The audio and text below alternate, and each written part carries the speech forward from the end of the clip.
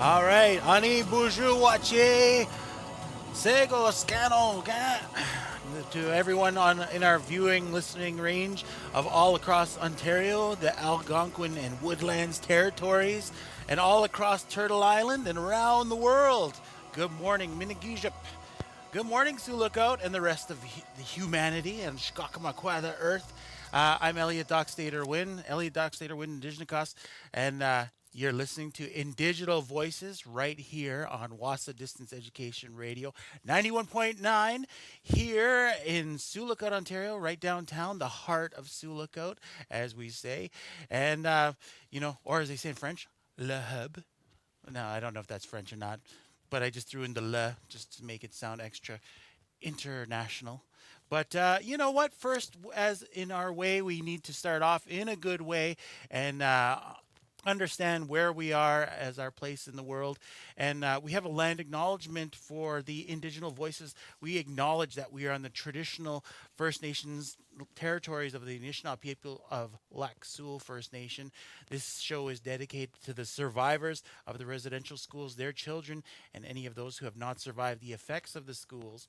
INDigital Voices is here to support language and cultural reclamation in education for all First Nations people of our listening area and across Turtle Island. So that, of course, is where we stand and what we try to bring today. And that land acknowledgement is actually hitting a little bit harder because of the time of year we're at. And we're going to be going in with a special guest to our season two. Wait, this show has a special introduction to our Woodland Cultural Centre Executive Director, Heather George, who's going to be talking about the reopening of the Mohawk Institute in Brantford, Ontario, notoriously known as the Mush Hole. And we're going to find out more about that later on in the show. We are going to have a blast to move us past into the next hour. A little bit of music there to kind of keep our theme on the go. And later on, we're going to be talking to Darlene Angeconeb. She's the Sioux Lookout counselor and also the lead for the municipality's Truth and Reconciliation Committee. We're going to round out the show with 2 more minutes of story from Smudge of Red. And then we'll end out with salutations and fanfare as we roll on to our next adventure. Woo! Deep cleansing breath. You call that an ujjayi breath in yoga, and that's to release that tension. But let's get a bit of a reset. And we are about to figure out or try to get a little bit of better understanding about truth and reconciliation. And is it working? And we're going to talk about that a little bit more. We'll be back in just a moment. We cannot look for quick and easy solutions because there are none. We need to be able to look at this from the perspective of where do we want to be in 3 or 4 or 5 or 7 generations from now when we talk about the relationship between Aboriginal and non-Aboriginal people in this country. And if we can agree on what that relationship needs to look like in the future, then what we need to think about is what can we do today that will contribute to that objective. Reconciliation will be about ensuring that everything that we do today is aimed at that high standard of restoring that balance to that relationship. Well, that was Honorable Murray Sinclair, and he was talking about that's his interpretation of the Truth and Reconciliation Commission report and what it means for Indigenous relations.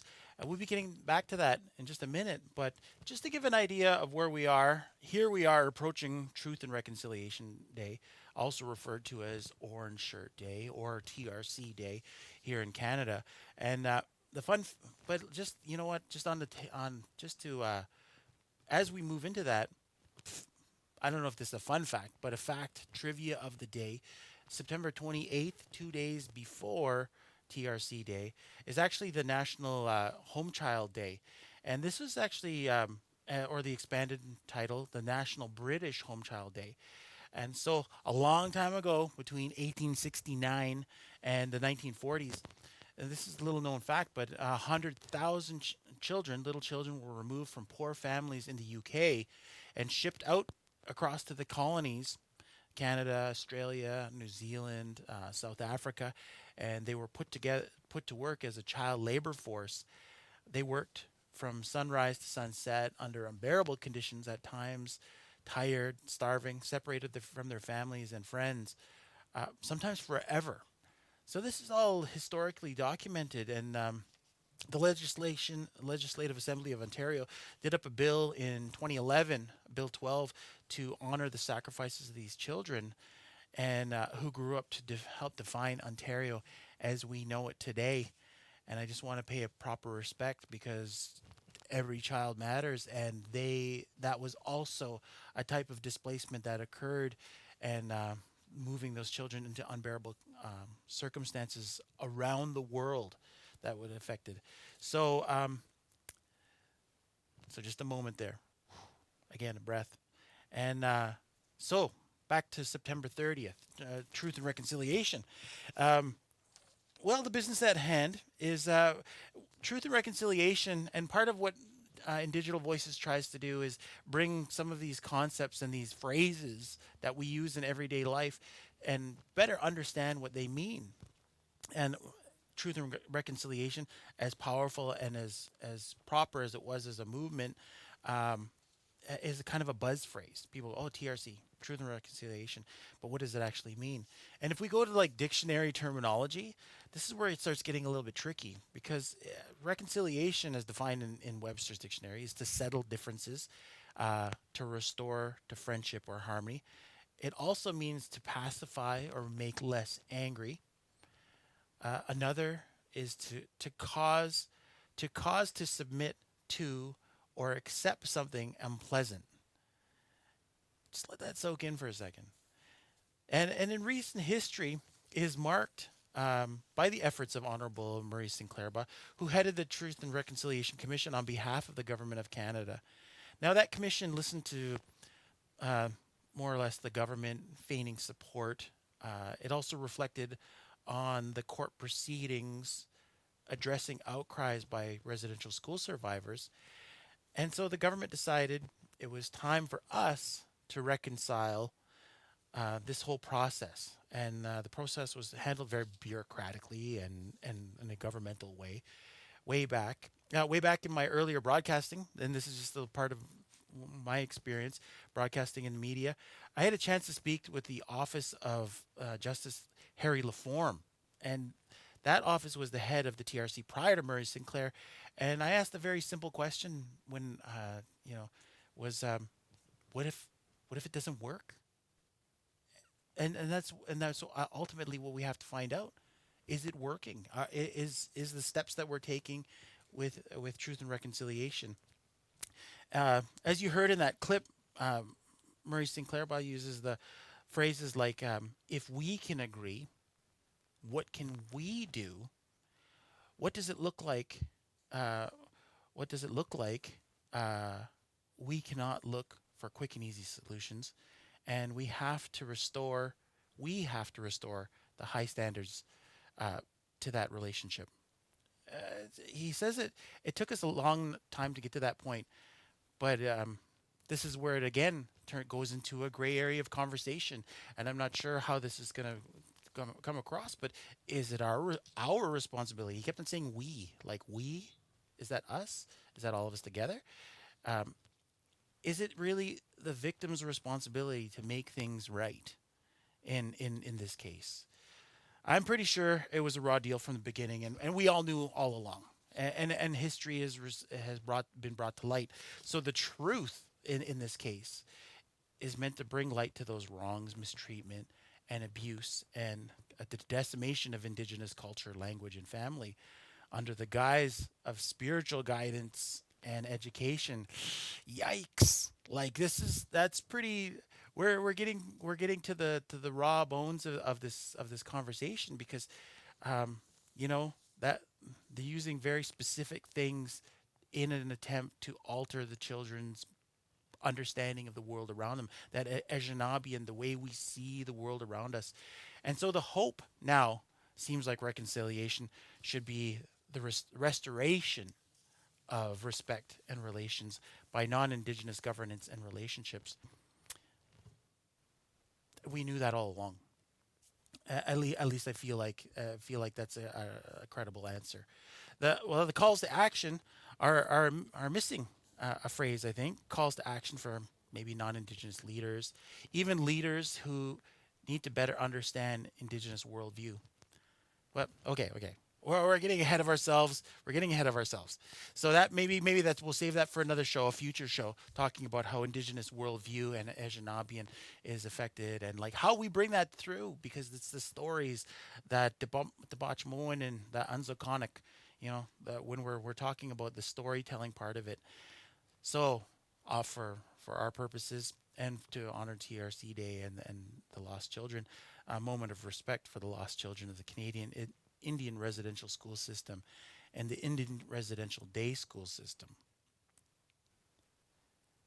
Okay, so we're back to let's jump back out of our time machine. This show seems to fluctuate like that, especially since we have to reflect on our past history and our ancestors and the storytelling tradition. But here we are back in 2025, and here we go back into history once again. The Mohawk Institute in Brantford, Ontario, was opened in 1828 and it became a residential school in 1831. And this was the testing ground for the would-be system signed by John A. Macdonald in 1883. The institute would notoriously be nicknamed the Mush Hole. We're going to talk about that too. And it closed in 1970. 2 years later, it became the Woodland Cultural Centre, and so that was a little bit before my time. I'm not going to say how old exactly I am, but it was just before I was back on the earth. And 55 years later, the days, 55 years later, they're reopening it. And so this time for a different reason though. And this is where we're going to see how change and understanding and history come to light. And we have with us the current executive director of the Woodland Cultural Centre to tell us her take on whether this is a step toward truth and reconciliation and the evolution of the site and our project. And so we're calling to our screen into our digital lodge. We're opening the doors. The fires are lit. We have our medicines. Look at this. Yeah, medicine. We have our medicines here. And we have coming into our digital lodge, being again, Scanoga, Heather George. We have Heather George on the line from Brantford, Ontario.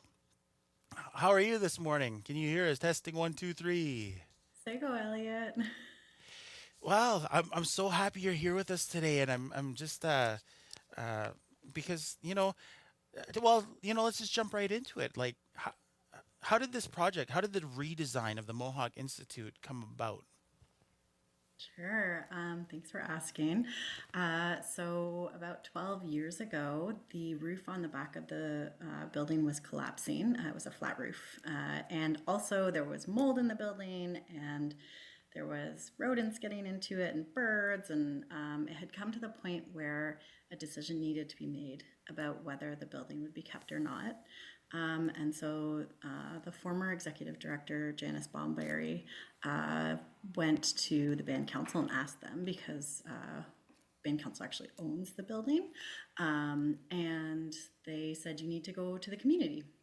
And so she did. And by and large, about 90% of the people who participated in the community consultation meetings said that we needed to keep the building. It's one thing to say that you need to keep a building. It's a whole other thing to actually do it. And so that began a very long fundraising campaign and construction project that's taken us a decade and about $26 million to renovate the building and make it safe for people to be in and to bring back the stories and experiences of survivors into the building through various interpretive elements. You know what? We have a little bit of a clip by a Mohawk Institute survivor, Belva Ferguson, talking about kind of the day to day at being what became known as the Mush Hole. So we're gonna just go to this clip for a second. You can check it out.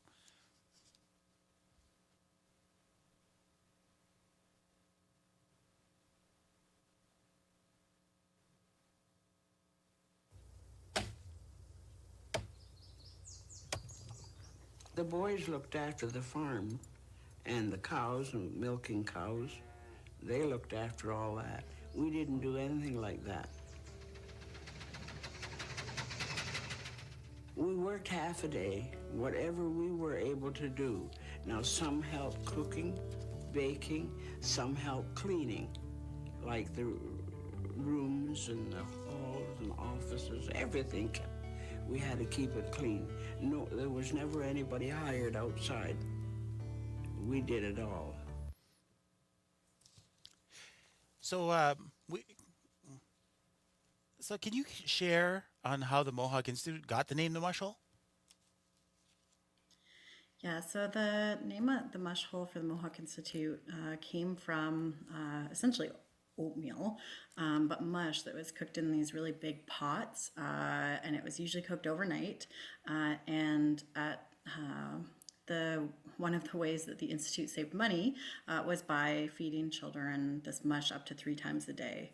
Sometimes it had worms in it because the dry storage wasn't very good, and the kids were forced to eat it anyway or go hungry. And it's not because there wasn't food. In some of those images you saw that, like most residential schools, there was an active agricultural program where boys spent half of the day working on the farm here, and the staff were eating food from the farm, but most of the produce was actually being sold to fund the operations of the residential school itself. So that's where the nickname the mush comes from, or mush hole comes from, and that's how most survivors refer to the Mohawk Institute. Yeah, well, Belleville Ferguson is actually Granny Bell. That was my great grandma, and I did have aunts who went to school there as well. So they're like, and I grew up in Six Nations, so I was acquainted with it. And like I said, I only knew it as the Woodland Cultural Centre. Like I remember there used to be events there when I was a kid, and we'd actually run around through the building and not even think anything of it. It was just a place that people went to.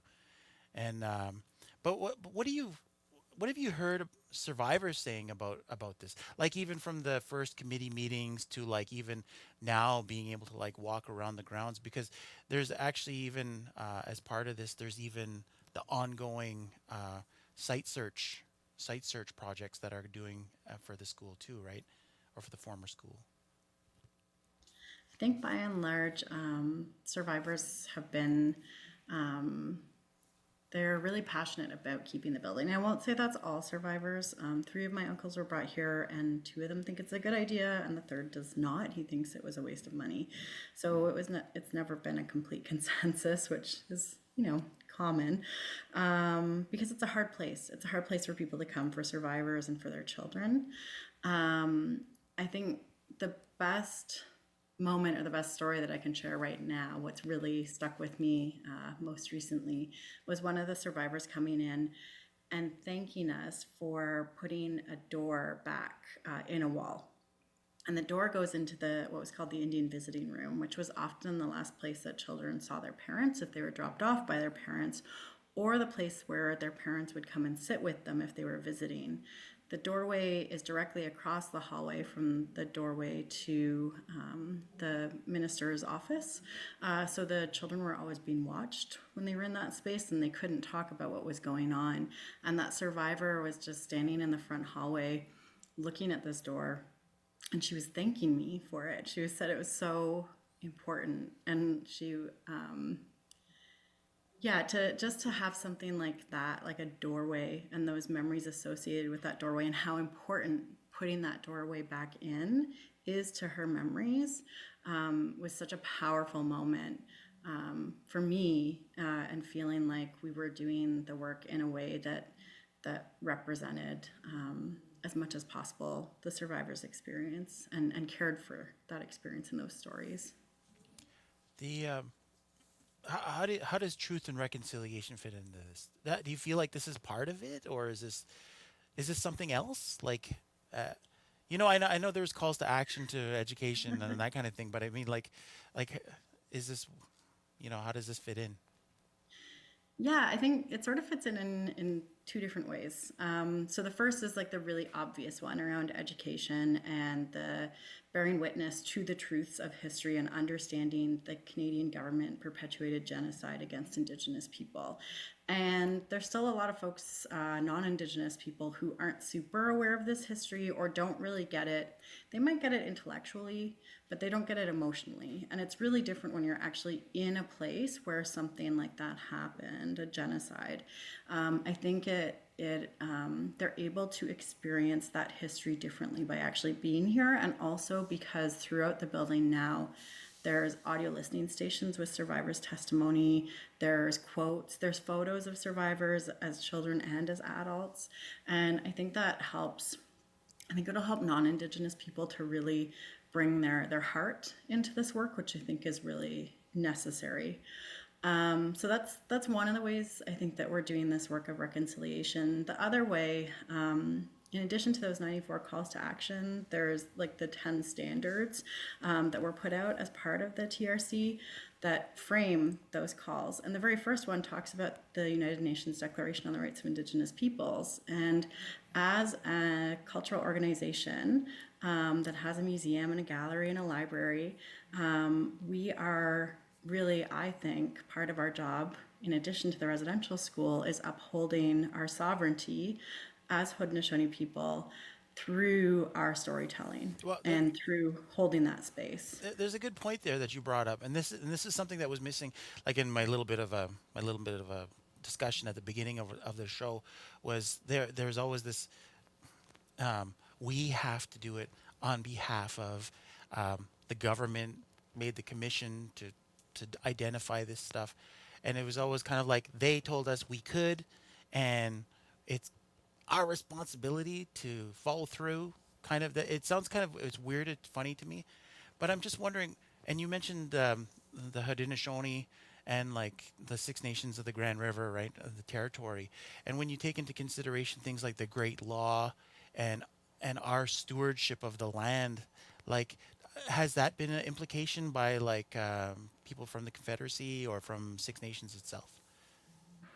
In terms of caring for the land here, there hasn't been a lot of discussion around that on our site, aside from the work that the Survivor Secretariat is doing themselves, right? So they're the organization tasked with all the work around ground penetrating radar, as well as going back into the historical records and reviewing those to gather information about the deaths that occurred here at the site. So they certainly think a lot about that. We think about it in terms of our construction and how important it is that we go above and beyond with archaeology on our site and being cautious with that. But one of the things, and I don't think anybody thinks about this probably at the site except me, I'm a bit of a plant nerd, and I love gardening. And our site is covered, it's absolutely covered with narrow-leaf plantain, which is it's a medicine plant, right? And you see broadleaf plantain everywhere. That's so common. But our site is covered in narrow-leaf plantain, and I think it's so interesting.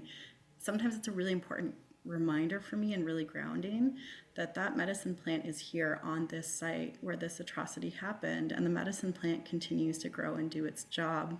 And sometimes I need those reminders because it's really easy to get skeptical and cynical about this work. But then I see that this little plant has decided not to be skeptical or cynical and continue to do its job. And so, that's a reminder to me too, to continue to do my job. Yeah, well, it sounds like you're even tying into that the idea of the, like, remembering to do things in a good way, right? And which is part of the Great Law, and part of does that type of language or writing come into it though, from elders that you work with and people of the community? Yeah, so most of our programming that we do, we try and base it in language and culture. So we quite literally have a language department, which is amazing. But we also we've been trying to follow a little bit more the seasonal cycles with our programming. So for example, when we do our winter celebration, we're really focusing on storytelling, right? Because that's the time of year that we tell stories. So bringing in some of those more subtle practices that we do in community into the way that we actually run the organization is important as well. Right. And even in this building, ensuring that we have medicines available for people if they need them. Even over the last couple of days, just walking through the building, there's been a lot of folks working in the space, and if the energy gets certain ways, then I have really wonderful people that I can call on to help clean out the building. So there is sort of that ceremonial element of caring for the building as well. Yeah. And I Well, would say that makes us unique as sort of a museum space, but I actually want to make the argument that it shouldn't be unique in museum spaces because so many museum type spaces do have our belongings in them. And so I think that that way of caring for our belongings, for our spaces, and for our community members should really be implemented across the board, not just at Indigenous run organizations. we only have minute or two left, but can you just give us a little bit of run of the event, the reopening? My understanding is it's a preview reopening. So the unveiling. So we did a little bit of a preview on Monday, which was very, very busy. But on this Tuesday coming up is sort of the official unveiling of the building to the public.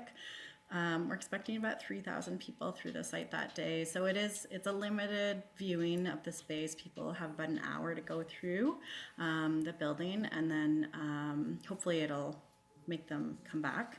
But we also have programming throughout the site that day. So we're showing documentary films. We have a couple roundtable discussions with survivors so people can hear firsthand from the survivors of the Institute about their experiences. And we have some art-based programming as well that people can participate in around the theme of reconciliation. And I know there's often the argument made that it's not our job as Indigenous people, to educate or to inform people. And I get where that comes from, and I get the exhaustion and the amount of emotional labor that it places on our shoulders. But at the same time, sometimes I think about, well, who is going to tell people about us? If we leave it up to non-Indigenous people, they're probably going to get it wrong. So I hope that the people that are coming, the non-Indigenous people coming, that they learn a lot. And I hope for our own community members that they see the work that we've done as representative of how they feel about the space and what Yeah. their families' experiences are. Exactly. We need to record them. That's why we need INDigital voices. There you go. Right. That was a good shit out. You I got like how it. you volleyed that over to me. But thank you so much, Chimie Gwetchbeend again. We've been speaking with Heather George, Executive Director of the Woodland Cultural Centre in Brantford, Ontario. The reopening is set for September 30th in Brantford at the former site of the Mohawk Institute, now known as the Woodland Cultural Centre. Well, just jumping over, Pete Seeger. Did you ever hear that name? Leonard Cohen, Gordon Lightfoot. All these comparisons have been made with the next performer, Willie Dunn. This Mi'kmaq, also having Scottish heritage, had a career of over 43 years, and he knew the history of the Indian residential school system. Here is Willie's recount. This is School Days.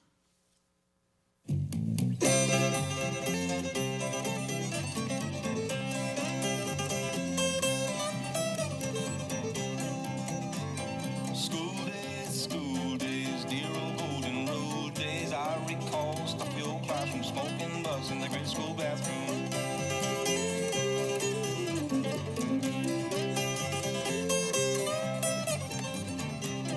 Bad days, sad days, propaganda had days. Sang my anthem, said my prayer, prayed like hell, get out of there.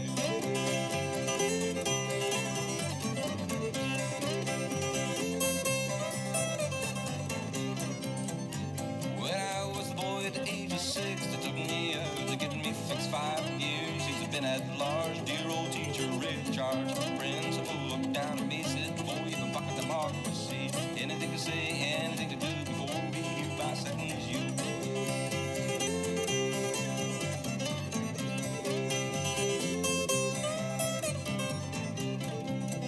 Well, you get 1 year for climbing trees, you get another one for catching bees. 1 year for spontaneity, you get another one for curiosity. 1 year for exploration, you get another year for imagination. 1 year for exuberance, you get another 3 for innocence.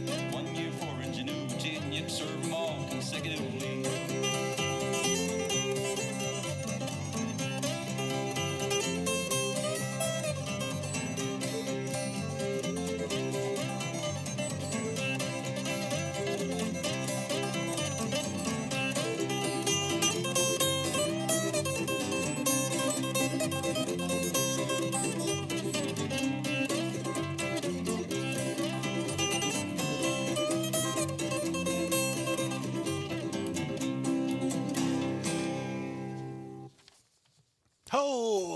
that. Just a full stop. Well, that was Willie Dunn with School Days from the 1970 self-titled album. Interesting little footnote. So he did a whole bunch of albums ranging from the 70s and the 80s. And in the 1984 album, The Vanity of Human Wishes, my grandpa took the Polaroid picture that's actually on that album cover. And, I was little. I didn't know who he was at the time, but yeah. Cool. So that's just a little shout out to Willie Dunn, and of course he knew what he was talking about. But for our next guest, okay, so this is displacement.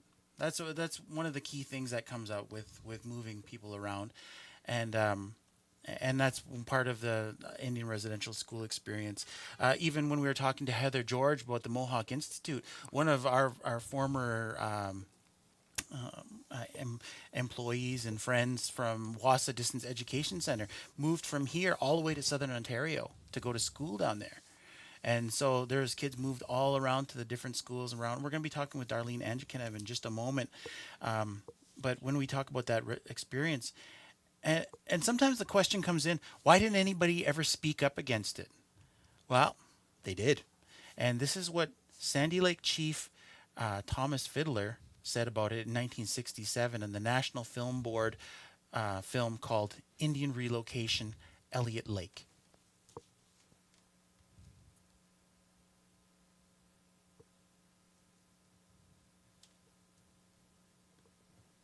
And but we're going to be watching that in just a moment. I thought it was a pretty big. We were able to find it. Here we go.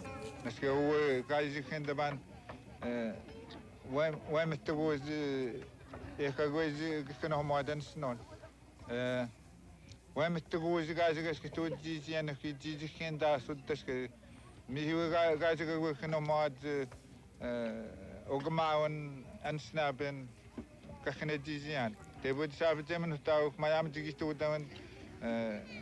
When Mr. Gozi guys can dash with men and young guys to them.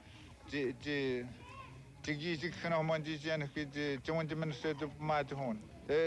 Now what doing what doing with the gender wishing the music bucket in the hole.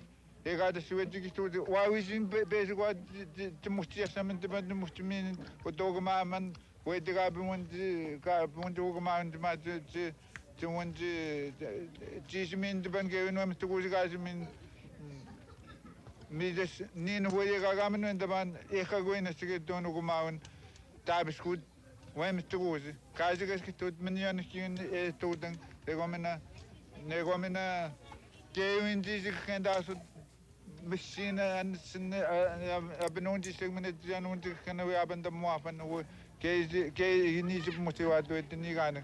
After the Manossing, when Pay when this is going to happen. Oh, Musogan. Yeah.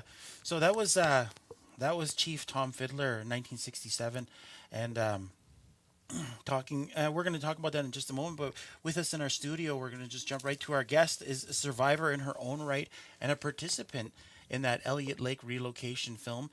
She's a counselor for the municipality of Sioux Lookout and the lead of the TRC committee here in the town of Sioux Lookout.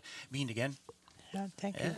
Darlene Angeconeb, welcome to our digital lodge. Wow. Well, you're actually in our in our literal studios in the downtown heart of Sioux Lookout at Wassa Distance Education Centre. But can you tell us about the relocation and kind of reflect on what Chief Fiddler was talking about? Yeah, the relocation program, it was experiment, and it consisted of 20 Anishinaabe families who were relocated from northwestern Ontario to Elliott Lake. So families, wife, husband, and children. And Sandy Lake, there were some participants from Sandy Lake, North Spirit, I think, Deer Lake, KI, Lac Seul, and there may have been others from Six Nations, I think, and around Moose Factory area, there were some family there. And it happened in 1966, and I was about 3 years old. The program didn't last, and They tried to relocate. I think most of them were Indian residential school students, and they were parents now. But they wanted to. It was actually what do you call that? It wasn't a forced relocation. It was their choice whether they wanted to go or not. My dad, he wanted to become a lawyer eventually, so he wanted to go back to school, and this was a way to do it, and that's why he did it. So it only lasted a year because there were so many problems with, the homesickness, the loneliness, and the culture shock that people experienced. And a lot of it was also racism from some of the townspeople. And what ended up happening was that people in the program started drinking, and so there was family violence that happened, and yeah, and the addictions with the alcohol, and it destroyed a lot of families, and our family included, because my mother left, and my father had to return home eventually, because he couldn't keep going to school. So that's what happened with us, and yeah, we ended up back on the reserve, and the program didn't work. So Yeah. So then, and you were talking about that, like the parents of those families were residential school survivors. They're themselves at that point, yeah, and this is still in the second half of that whole 150 years of yeah, residential schools, right? yeah, So they're residential school assimilation. Yeah, so they're right in the mix of it. And when Chief Fiddler was talking about it, he was saying no, um, he like no, they have to think about this. They yeah, and the government's making us want to live and work like them, yeah, and we don't want to, yeah, and we shouldn't have to, yeah. right? And then, but was his sentiments understood at that point? Do you I think? don't think they understood what he was saying.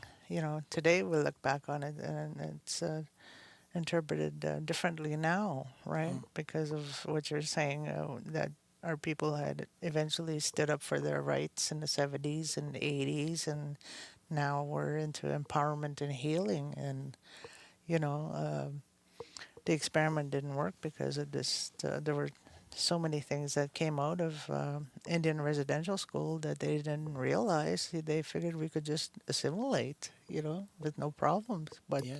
that wasn't the case. So when you So, think about that intergenerational, even that phrase, like when people talk about that, how was your parents' experience, and how did that translate to you, yeah. and then your experience in school? Okay, when I went to Pelican, I went there in 1969. I was 6 years old. And by then, the government had taken over the Pelican. And so things were different. They changed. Whereas the Anglican Church only has so much money, so the students weren't getting so much food as they would just get a little slice of bread and a bowl of oatmeal in the morning.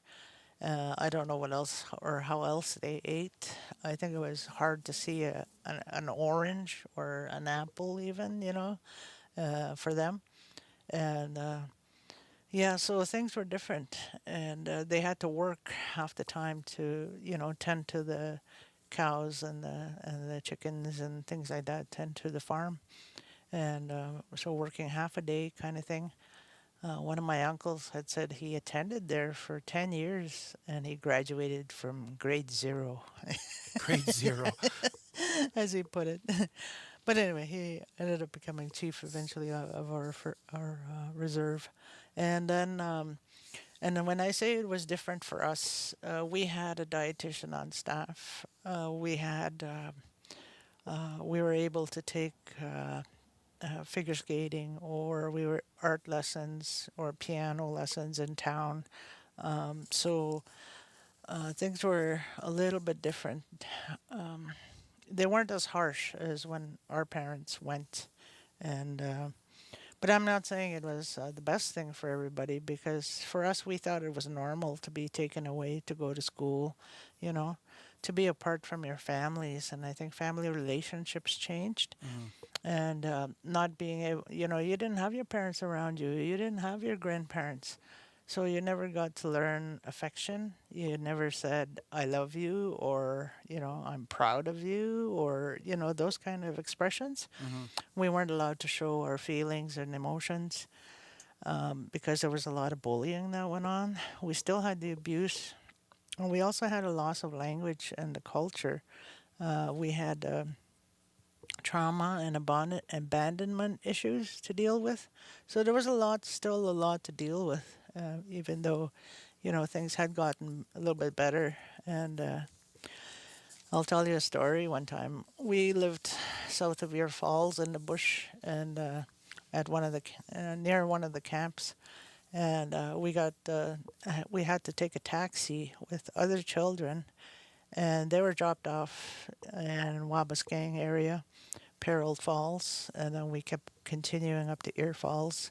By that time, it was dark, and the taxi driver dropped us off in a camp, and the camp was plowed, but nobody in the camp.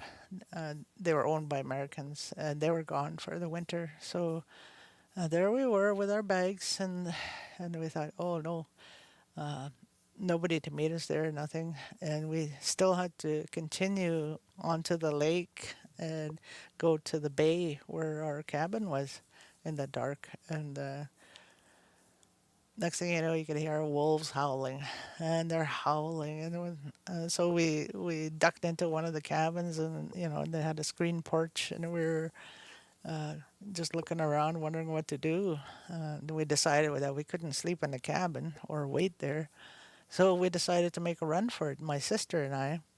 And I think we were about 11 or something like that, 11 or 9 years old. And so we ran across the lake with these wolves howling. But lucky they didn't chase us. And we made it to the cabin, and there was our dad. And he said, we were expecting you yesterday. That's why he wasn't out there to meet us, and he didn't know what was going on. We had spent previously one time in Christmas in a residential school, because they had no way to get a hold of our parents that time, so they chose to keep us in school that Christmas. But we I think there were about 7 or 8 of us kids who were left there one Christmas. But you know what they did? They took us to Winnipeg on a trip, and we went to go to the museum. We went to a movie. We went to a hockey game, Edmonton Oilers and Winnipeg Jets, and we got to go in the dressing room after, and their back, what do you call that, where the team meets, and they have pop and everything like that, and so we got to go back there and collect posters, get autographs, and they even announced us at the beginning of the hockey game that we were there to attend the game, and we were sitting behind the goalie and we were waving. Wow. So it was a pretty cool trip. I mean, they tried to do things for us like that, because we weren't able to go home for Christmas. But anyway, yeah, the wolf story was just, I can't see agencies doing that today, dropping off the kids in the dark with these wolves howling. Well, it's you know, funny when you mention it, when you talk to about it that way. yeah, It's like there's this uh,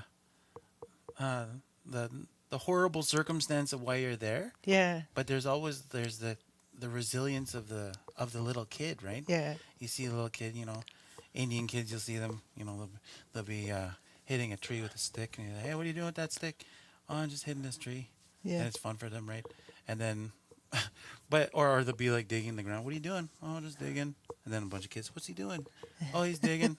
Hey, hey, come check this out. He's digging a hole, right? And then, but it's like you're surviving and you're trying to make the best of it, Yeah, right? yeah. But so, like, what should people be considering, like, as they hear these stories, these survivor stories? I know there's a lot more like really hard impact Yeah. ones, but I mean, like, what's some of those concepts that people should be paying attention to, like, when you're Yeah, I think our resiliency is something that hopefully is passed on to the intergenerationals.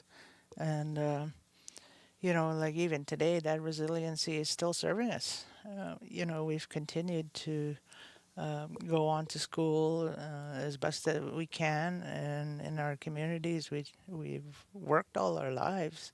We have that work ethic, and yeah, there's good and bad things that came out of the whole thing, but we're still here. We're still surviving, and I'm not saying I'm perfectly healed or anything like that. I have a lot to heal from still.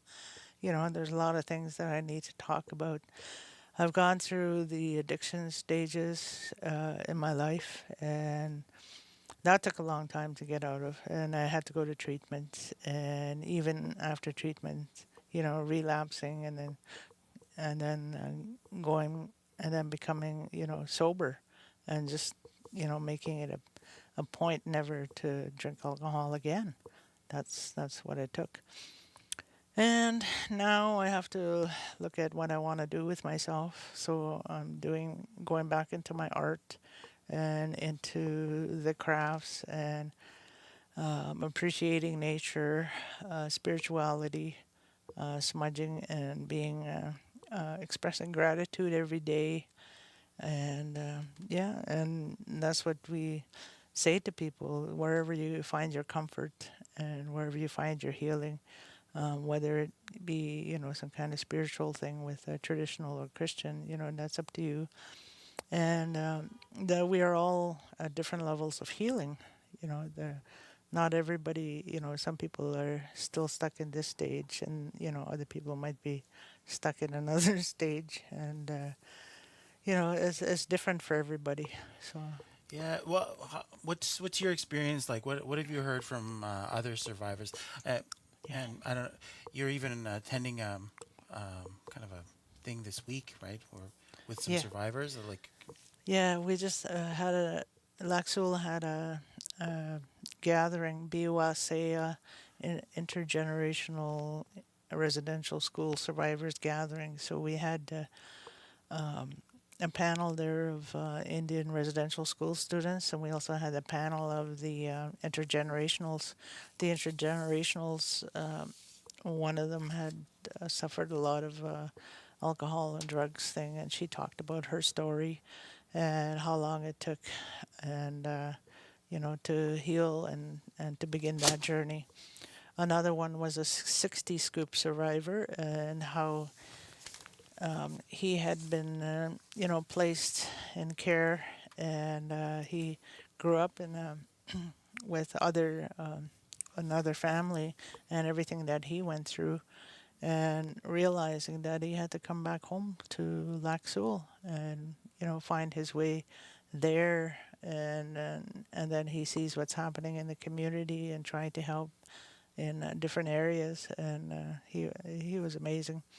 So it was a really good gathering of people because we listened to each other. There was a lot of tears that were shed, and they had resource people there.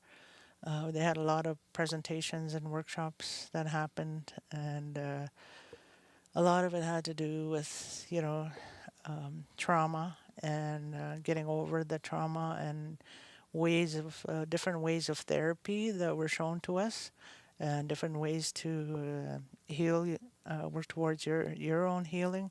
Talked a lot about the language, getting that back. Patricia Nigwans was there. She brought her books, and she talked about how she went about working with the language, and then eventually becoming a professor at the university. But she knows that she's still, she has to deal with the residential school experience as well. Uh, and she talked about that a little bit. And yeah, it was really good. And by the end of it all, we were doing exercises, talking about love and what it is, what it isn't. We talked about family violence that's happening in the communities, and we we learned the language, the words Kizagi, and I love you, things like that, and there was a lot of humor. They had a deadly auntie there. I forget her name, but she's a comedian, and they're on tour. Mhm. They just opened up for Bear Grease in Winnipeg apparently, and and she told her story, and she gave a workshop on comedy. So we realized that we have a lot of humor that happens, and that's the one thing that has kept us going, I think, through all this madness. Yeah. And it left me really hopeful, for the future. And I think they're going to continue to do those gatherings. I think it worked. Yeah. Well, we're running out of time. Yes, Unfortunately, sorry. the show could be a couple. I'm kind of secretly hoping that the show turns into a longer show at some point. But Yeah. and I think that's with that hope and bringing that humor and that heart and that love. Finding peace is Yeah. a part of it, right? And so I wanted to say, Chimigwich, for being here. Thank you so much. And just complete gratitude. But we've been talking to Sioux Lookout Councilor and TRC Committee Chair Darlene Angeconeb. You are listening to INDigital Voices right here on 91.9 FM live from the downtown studio in the heart of Sioux Lookout, Ontario. You can be listening to us via our YouTube channel online at Wassa Distance Education /playlists. We'll be right back.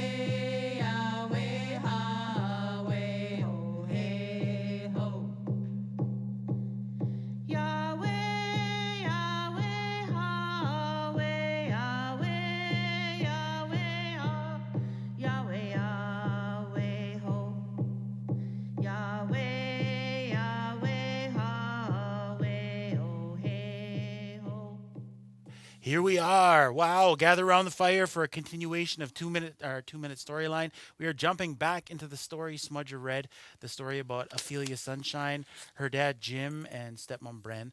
There's a barricade on a logging road set by the local community. Jim is told he needs to come and help right now. So pack it up. So here we go. Bren, is everything okay? Ophelia asks, watching her dad head down the trail. Bren has only a moment before Ophelia breaks into a sprint toward the forest archway. Sonny! The short sprint wins her little lungs and with expiration calls out, Dad! Ophelia throws her arms around his waist. Whoa there, kid. What are you doing? Jim looks down at his daughter, patting her shoulders, craning his neck to see her face. I want you to be okay, Ophelia adds. Jim uses his calming dad voice she knows so well. Everything's going to be all right. I'll see you in a few minutes. Anyway. She looks up at him. Okay, I love you, Dad. I love you too, kid. You better head back over there. Brenda's going to make sure you pull your weight. Now come here a sec. Jim scoops her up in his arms, squishing her with his big bear hug. Dad! Ophelia laughs as she alights, feet already turning toward the camp. See ya!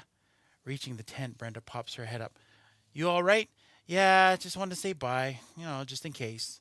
Ophelia absently blurts out, not being able to find the right phrase. Well, whatever you're doing, you better get in the tent and make sure your bag is packed. I have most of the stuff together, except for the stuff on your mattress. I'm going to roll it up in a minute.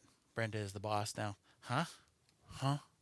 Ophelia's jaw slacks in a mock zombie look. Brenda chuckles. You're crazy, Brent smiles. Huh? Ophelia's zombie says again. Okay, now go in there. Brent shoos her in, shaking her head about the silly girl.